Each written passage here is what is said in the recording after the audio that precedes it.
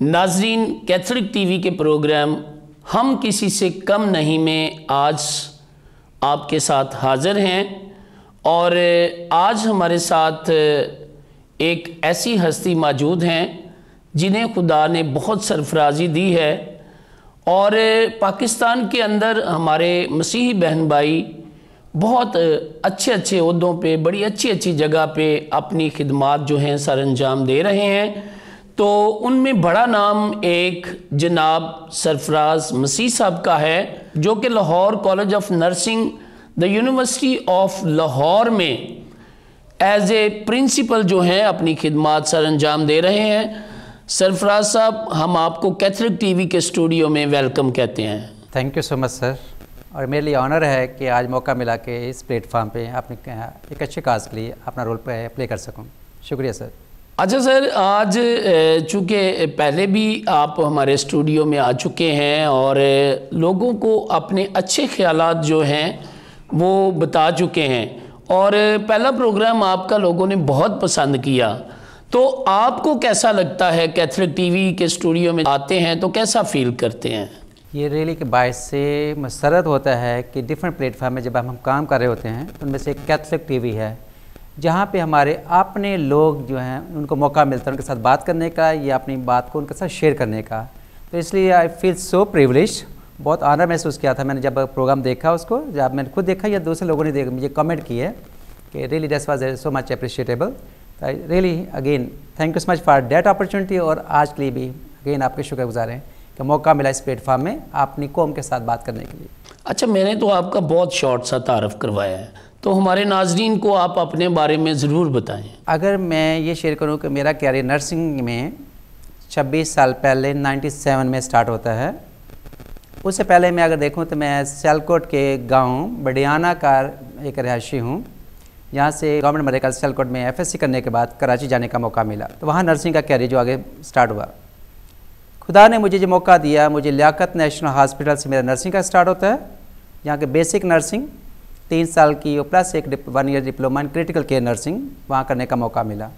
और लियाकत नेशनल पाकिस्तान के सबसे बड़े हॉस्पिटल में से एक है, तो उनके जो डिफरेंट डिपार्टमेंट में काम करने का मौका मिला 3 साल के लिए। उसके बाद खुदा ने मुझे मौका दिया कि लियाकत नेशनल के प्लेटफार्म में फंडिंग का मौका मिला और मुझे पाकिस्तान के सबसे one of the best medical health sciences university, जिसको आगा खां के नाम से मशहूर है, वहाँ से बैचलर ऑफ साइंस नर्सिंग करने का मौका मिला 2003 से लेकर 2005 तक। वापसी पे जब देखा गया तो उन्होंने अगेन मुझे लियाकत नेशनल में वापस ज्वाइन किया और वहाँ से मेरा नर्सिंग इंस्ट्रक्टर का जो कैरियर 2005 में स्टार्ट हुआ। 2005 से लेकर आगे मैं काम कर रहा था, फिर वाइस प्रिंसिपल वहाँ स्कूल ऑफ नर्सिंग में मौका मिला। उसके साथ साथ खुदा ने मुझे दोबारा चांस दिया 2006 और 2008 में आगा खां यूनिवर्सिटी, जो कि master of science in nursing programme degree हासिल करने का, जिसके बाद अगेन मुझे आगा खां यूनिवर्सिटी ने ऑफ़र की कि आप हमारे इंटरनेशनल प्रोजेक्ट में चले जाओ तो वहाँ काम करें। मैं no, I have to go back in the Liaquat national और फुलफिल द कमिटमेंट। फिर उसके बाद काम करने का मौका मिला वहाँ पे कॉलेज में as a senior lecturers and second highest position in the organisations. उसके बाद मुझे मौका one of the national colleagues ने गाइड किया कि आप यूनिवर्सिटी लेवल ज्वाइन करो। फिर उसके बाद 2013 में से लेकर 2021 या 21 तक वहाँ पे as assistant professor government university है, जिसमें कि पंजाब में किंग एडवर्ड मेडिकल यूनिवर्सिटी है, तो कराची में या सिंध में डाउ यूनिवर्सिटी ऑफ हेल्थ साइंसेस एक बड़ी एलीट यूनिवर्सिटी है। तो वहाँ खुदा ने मुझे मौका दिया एज असिस्टेंट प्रोफेसर ज्वाइन करने का, और तकरीबन उसके बाद मैंने 8 साल काम किया as a programme lead for the master of science nursing programme को लीड करने का। उसके साथ ही एक फिर प्रमोट हुआ, खुदा का शुक्र हो, जिसमें एज एसोसिएट प्रोफेसर ज्वाइन किया। फिर उसके बाद मैंने लाहौर यूनिवर्सिटी को ज्वाइन किया as associate professor and now as a promoted as a principal. तो ये मेरा कैरियर नर्सिंग का। अगर इसमें फर्दर आप जानना चाहें तो बता दीजिए, उसके और lot of portfolio there's. Sir, ये बड़ी खूबसूरत बातें हैं जो आपने अपने बारे में शेयर की हैं। देखें, आपको मुख्तलिफ़ इंस्टीट्यूट्स के अंदर काम करने का मौका मिला है और ये एक हम मसीही नौजवानों के लिए हौसला अफजा बात है कि आप इतने सारे इंस्टीट्यूट्स के अंदर गए और आपने काम तो किया, लेकिन एक अपने ज़रिए से मसीही होने की गवाही भी दी कि हम मसीही जो हैं वो जहाँ भी काम करते हैं बड़े अच्छे तरीके से, बड़ी वफ़ादारी से और बड़ी दिलजमी के साथ अपने काम को करते हैं।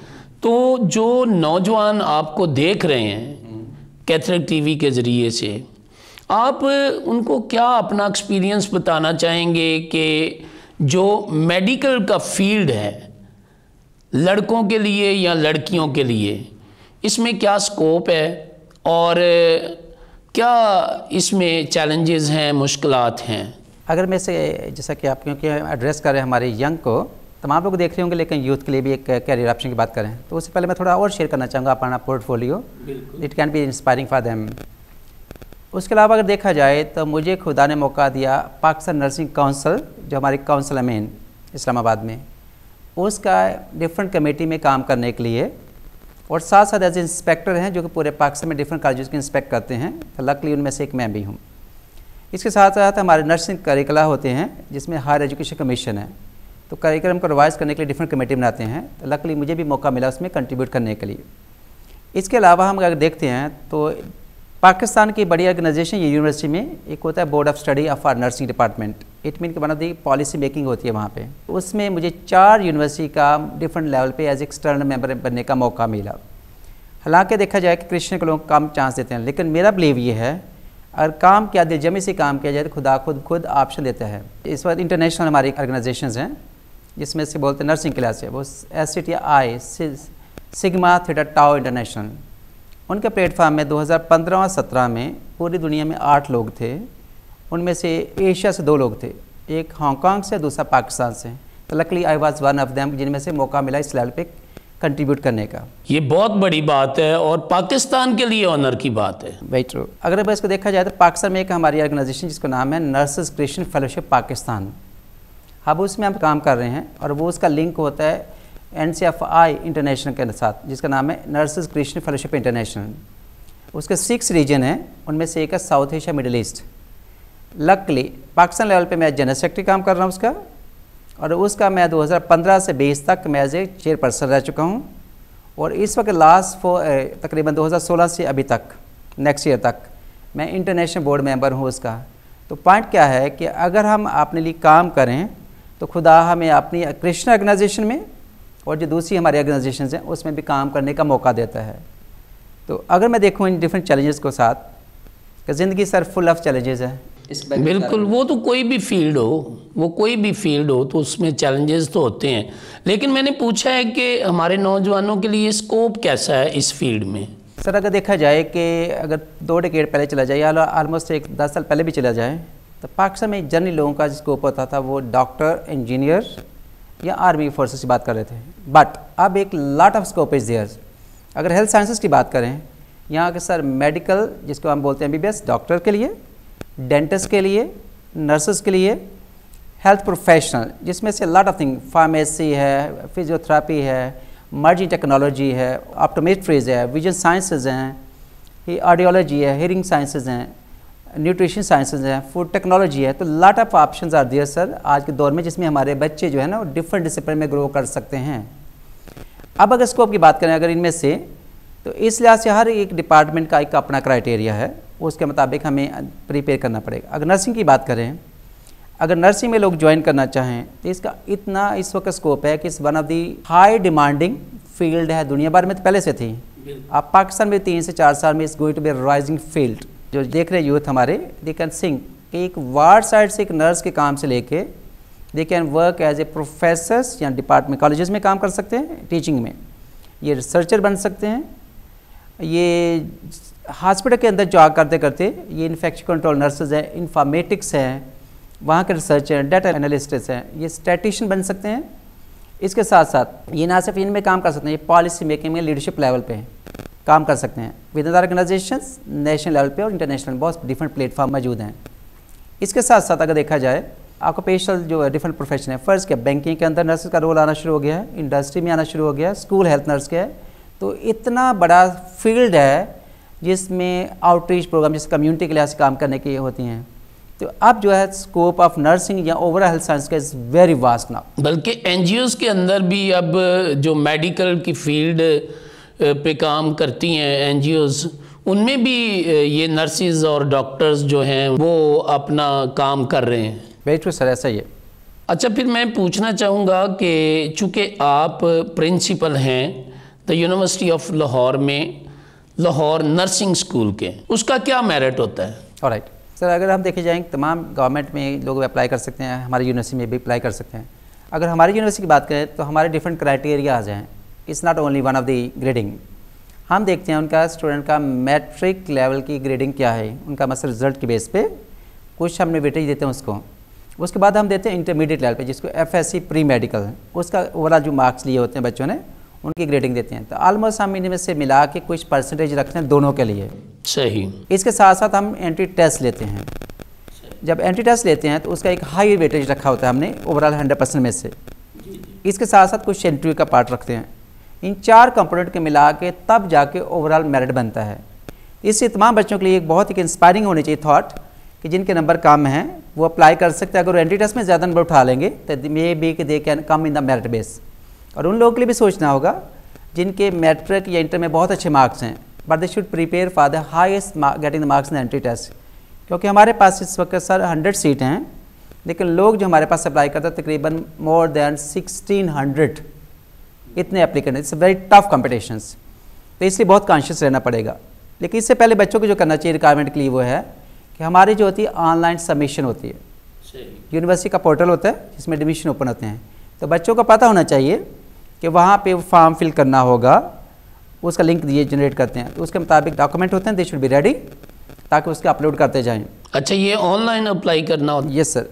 और लेकिन एक और अच्छी इन्फॉर्मेशन हमारी यूनिवर्सिटी के लिए है कि जो लोग अप्लाई करना में मुश्किल पेश कर रही है ऑनलाइन में, तो हमारे एडमिशन ऑफिस में जाके कंसल्ट कर सकते हैं। वहाँ लैब बनाई उन्होंने कंप्यूटर की, तो वो बच्चे अपने डॉक्यूमेंट्स ले जाएँ, सब चीज़ें साथ ले जाएँ, तो वहाँ बैठ के वो उनको गाइड करते हैं। हमारी स्टाफ यूनिवर्सिटी के वहाँ पे अपलोड करवा देते हैं अगर किसी पर्सन को घर में या कहीं और मुश्किल पेश आती है अप्लाई करने के लिए।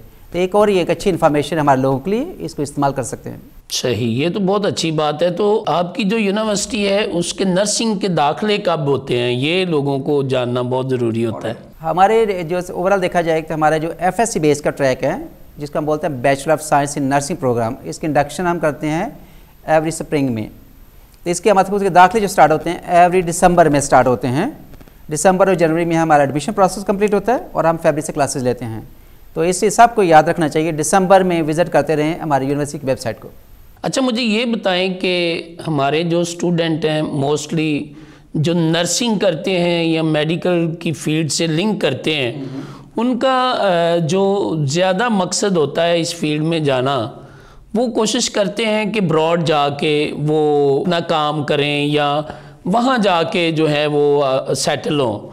तो फिर आप इसमें थोड़ी सी हमारी यूथ की जो है रहनुमाई कर सकते हैं कि वो किस तरह से इस ट्रैक को आसानी के साथ हासिल कर सकते हैं? सर बड़ा ग्रेट क्वेश्चन सर। आज के दौर में देखा, जिस तरह की डिमांड भी देखी, अगर हम सिर्फ पाकिस्तान का स्टेटस चेक करें सितंबर मंथ से, तो पाकिस्तान में तकरीबन 90,000 लोगों ने बाहर के लिए अप्लाई किया। उनमें सबसे ज़्यादा जो है ना हेल्थ साइंसेज लोग थे, उनमें से नर्सेस थे। बिल्कुल। अगर देखा जाए ट्रैक रिकॉर्ड चेक करें तकरीबन 10 सालों का, तो उनमें से बाहर जो लोग जाते हैं उनमें नर्सेस बहुत ज़्यादा होते हैं। देखिए, इस लिहाज से गवर्नमेंट पाकिस्तान ने गवर्नमेंट ऑफ कुवैत के साथ एग्रीमेंट है कि लोग अप्लाई करते हो जाते रहते हैं। इंटरनेशनली हमारी वेस्टर्न वर्ल्ड की पूरी एक बहुत बड़ा गैप है, वहाँ पे नर्सेज उनको चाहिए। इस समय ऑस्ट्रेलिया की बात करें या USA कनाडा की, तो it mean that is a huge gap of shortage of nursing overall the world, और पाकिस्तान में भी है, गल्फ़ में भी है, गल्फ़ स्टेट सऊदी या UAE में। तो हमारी यूथ को ये चाहिए कि वो क्या करना चाहिए, उनको जो एडमिशन लें, नर्सिंग को अच्छी तरह समझने और पढ़ने में और स्किल को इन्हांस करें। जब ये कर लेंगे तो कोई दूसरी राय नहीं है कि इनको मौका ना मिले बाहर जाने का। इस लिहाज से हमारी हर यूनिवर्सिटी कोशिश कर रही है, और हमारी यूनिवर्सिटी सर इसमें बड़े इनिशिएटिव ले रही है। हमारी यूनिवर्सिटी क्या कर रही है कि अपना डिपार्टमेंट बना रही है इंटरनेशनल अफेयर्स का, उनमें से नर्सिंग का भी एक होगा। अब उसके लिहाज से प्लेटफॉर्म रेडी करते हैं, बच्चों को ड्यूरिंग द स्टडी उनसे पूछा जाएगा कि where they want to go. अगर USA में जाना चाह रहे हैं तो उनको वैसे गाइडेंस यूनिवर्सिटी खुद देगी वहाँ प्लेटफॉर्म पे। और कनाडा जाएंगे, वेस्टर्न वर्ल्ड में UK या यूरोप में या समवेयर एल्स। तो ये जो हमारी यूनिवर्सिटी इन बच्चों के लिए पहले से होमवर्क कर रही है, उनके साथ मिल के एग्रीमेंट कर रहे हैं ताकि हमारे बच्चे ग्रेजुएट करें, फुलफिल द क्राइटेरिया करें, और उनको वहाँ पे जॉब प्लेसमेंट के लिए उनको भेजा जाएगा। ना सिर्फ भेजा जाएगा बल्कि उनके शुरू के मुताबिक उनको एडजस्टमेंट में भी हेल्प की जाएगी। अच्छा, आपका कोई इसमें अगर एक्सपीरियंस है तो ज़रूर नाजरीन के साथ शेयर करें, क्योंकि लोग बहुत सा अपना नुकसान कर लेते हैं। आजकल सोशल मीडिया पे हर दूसरा बंदा ये ऐड लगा रहा है कि फ्री बाहर जाएं, तो मोस्टली उसमें ऐड जो लगी होती हैं ये नर्सिस के लिए हैं, डॉक्टर्स के लिए हैं, तो इस पे आप क्या कमेंट करेंगे? मैं ये कहूँगा नो डाउट इसमें job opportunity for nurses and add बहुत अच्छी हैं और लोग बहुत अप्लाई कर रहे हैं, लेकिन मैं उनके लिए कहना चाहूँगा कि जो डिफरेंट रेलिवेंट ऑफिसर्स हैं वो वैलिड हैं, उनके अपना पोर्टफोलियो चेक करना चाहिए कि कहाँ जा रहे हैं, वहाँ को प्लेटफॉर्म पे करना चाहिए, उनको फॉलो करना चाहिए।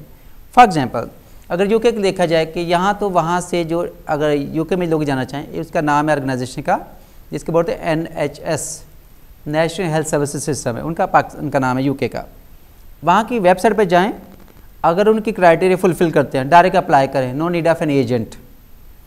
अगर ये है कि बहुत से भी ऐसे लोग देखें कि जिनके प्लेटफॉर्म के थ्रू लोग पहले बाहर जा चुके हैं, उनको फॉलो करें। जो नए नए ऑफिसर्स आ रहे हैं उनके मुताबिक थोड़ा सा अवॉइड करना चाहिए, क्योंकि हो सकता है वो नए हों, बट वी कांट से कि उनसे बचना चाहिए। बिल्कुल चाहिए, क्योंकि आजकल बहुत इस सिलसिले में लोगों के साथ फ्रॉड भी हो रहा है, मैंने इसलिए आपसे रहनुमाई ली है। तो अभी लास्ट क्वेश्चन मेरा ये है कि आप यूथ को एक खूबसूरत सा पैगाम दें कि वो अपनी ज़िंदगी को किस तरह से सक्सेसफुल बना सकते हैं। अगर हम देखें कि यूथ के जो मेन पैगाम होना चाहिए, सबसे बड़ी बात यह है कि जो घर में और चर्च लेवल में हम सीखते हैं उसको अपनी ज़िंदगी का पार्ट बना के रखें। चाहे हम कहीं भी जाएं, उसके मुताबिक अपनी ज़िंदगी को अपने काम के दौरान, अपनी स्टडी के दौरान बिल्कुल यूनिक नज़र आना चाहिए बाकी लोगों से हमें। दूसरी जो पैगाम बच्चों के लिए वो है आज के दौर में ड्रेसिंग एंड ग्रूमिंग। किट में अच्छी तरह तैयार होना और वेल ग्रूम होना अकॉर्डिंग टू कल्चर कॉन्टेक्स्ट।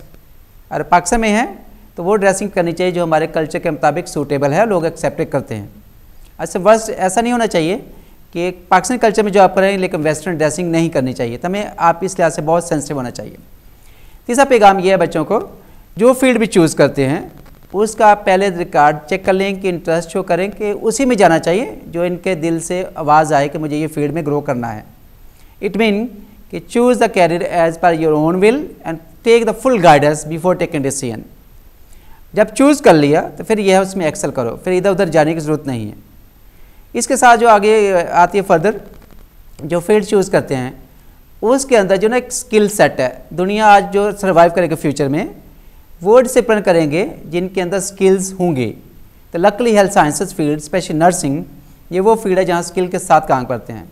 तो अपनी थ्योरी के साथ साथ, अपनी नॉलेज के साथ साथ स्किल को इन्हांस करें, शार्पन करें, इस पर ग्रिप करें। आज का दौर है इसके साथ IT का और रिसर्च का। तो अपनी रिसर्च स्किल और जो हमारी आज का डिजिटलाइजेशन लाइफ है, इनका इस्तेमाल अच्छी तरीके से करें, सीखना और सीखें और इस्तेमाल करें। ना सिर्फ ये करें, और लास्ट पॉइंट ये है कि हमें जैसे सोशल मीडिया का दौर है और पीपल एवरीबॉडी इज़ बिजी, इनको टाइम इस्तेमाल करें टाइम मैनेजमेंट के साथ। अगर ये सब करते हैं तो ये मेरी नज़र में कि बड़ा अच्छा ग्रोथ हो सकती है। और be strong on your faith and exercise in every condition. These are the point for the youth for my side sir. Thank you Sarfaraz Masih साहब, आपने बहुत ज़बरदस्त बातें जो हैं हमारे नौजवानों को, हमारे यूथ को बताई हैं। उम्मीद करते हैं कि हमारे नौजवान जो है ना आपके इस तजर्बे से बहुत कुछ हासिल करेंगे। जी नौजवान, उम्मीद करते हैं जैसे सर ने आपको बताया है कि आप वही प्रोफेशन लें जो आपका पैशन है, तो फिर आप कामयाब रहेंगे। इसलिए एक्सक्यूज़ेस नहीं देने, बल्कि अपनी जो एबिलिटीज़ हैं, अपनी जो खूबियां हैं, उनको अपने अंदर तलाश करना है और आगे बढ़ना है ताकि हमारी मसीही कौम तरक्की करे। Thank you very much.